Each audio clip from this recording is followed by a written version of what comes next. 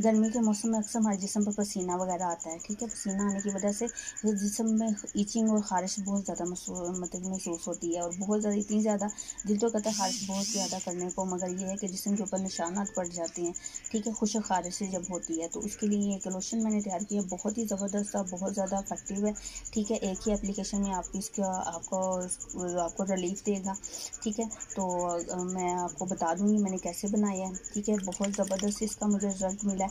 इसके लिए मुझे चाहिए 2 टेबल स्पून मैंने अरके गुलाब लिया, और ख़ालिस वाला इसमें नारियल का तेल है 2 टेबल स्पून, ठीक है, वो इसमें ऐड किया, और इसको हमने मिक्स करना है, अच्छे से मिक्स करना है, ठीक है।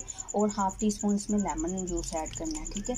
और जब आप नहाने लगे, शावर कर लें, नहा लें, तो उसके बाद आपने थोड़ा सा आपने लेना है, ठीक है, थोड़ा सा अपने हाथ पे लेके अपने फुल बॉडी पे आप लगाइएगा, आपकी हर किस्म की ईचिंग ख़ारिश को ये ख़त्म कर देगा।